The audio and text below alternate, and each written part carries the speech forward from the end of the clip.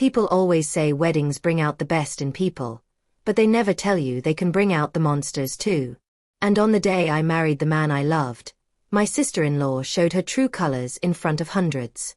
She mocked my dress, humiliated me, and even destroyed my wedding cake with a smile. But she didn't know that the quiet bride she thought she could walk all over had planned something unforgettable. Something that would make her regret every cruel word she ever said. My name is Emily, and I never cared about fancy weddings or expensive things. I just wanted a simple ceremony, surrounded by people who loved us. My fiancé, Daniel, understood that. We budgeted everything carefully, including my $350 dress, something simple but meaningful. It wasn't designer, but it was mine. I loved it. His sister, Claire, however, was a different story. She came from wealth, walked around as if sunlight existed just to highlight her ego, and treated anyone outside her bubble like decoration.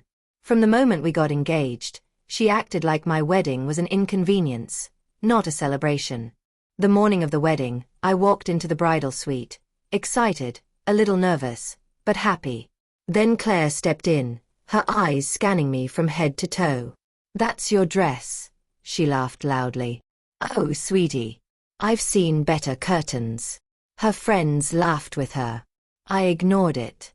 It was my day, not hers. But Claire didn't stop. During photos, she whispered comments like, "Hope the camera doesn't zoom in too close," and "My dress cost 10 times yours, but don't worry, people won't judge." Daniel noticed her behavior but stayed calm. "I'll handle her later," he whispered, squeezing my hand. I should have known it was only the beginning. After the ceremony, during the reception, the atmosphere filled with music and laughter. The 4-tier cake stood beautifully in the center, a cake we spent months designing.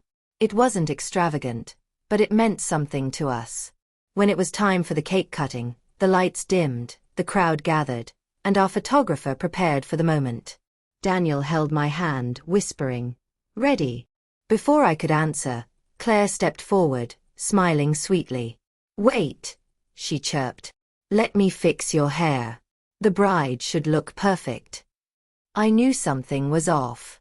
But before I could step back, she accidentally tripped toward the cake, slammed her hand into it, and dragged it across the frosting, ruining it in front of everyone. The room gasped. My mother covered her mouth. Daniel's face turned red. Claire stood tall, wiping frosting off her hand, and laughed. "Oops. Sorry. It was an accident. These cheap cakes collapse so easily." Her friends laughed again. My chest tightened. My hands shook. I felt humiliation burn through me. But then, something inside me went cold. Calm. Focused. I looked at Claire, not with anger, but with understanding. People like her only understand one language. Public consequences. Daniel stepped forward, furious. "Claire, what is wrong with you?" She shrugged. "Don't be dramatic. It's just a cake. Just a cake. Just a dress. Just my wedding day." But she didn't know that her little pranks had been building up for years. Not just with me, but everyone in the family. And I wasn't the only one tired of her behavior. In that moment, I walked to the microphone. "Since our cake is ruined," I said calmly, "this is a perfect time to show something special."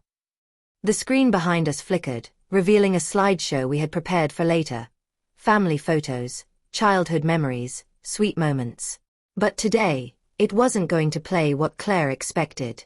I clicked a remote in my pocket. Photos appeared, pictures Claire had sent to a private group chat, mocking me, the wedding, even her own brother. Screenshots of her calling me a discount bride, her saying she would make sure people remember how embarrassing the wedding looked, and even messages plotting to humiliate me on purpose. Guests gasped. Her parents turned white. Daniel stepped back, staring at his sister in disbelief. Claire screeched, "Turn it off.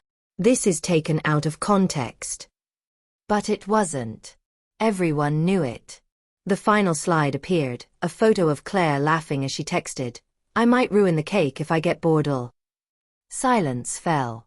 I looked at her and said softly, Accidents don't come with planning. Her mother stormed toward her, furious. Her father apologized to me publicly. Guests whispered. Some even walked away from her. And Claire, who had spent her life humiliating others, finally felt what it was like to be exposed. She left the wedding in tears. Daniel held me close, kissed my forehead and said, "I'm proud of you." The rest of the reception was peaceful, warm, and full of real laughter. Friends helped assemble cupcakes, everyone danced, and the night turned beautiful again. My dress. Still $350. But the revenge? Worth every penny.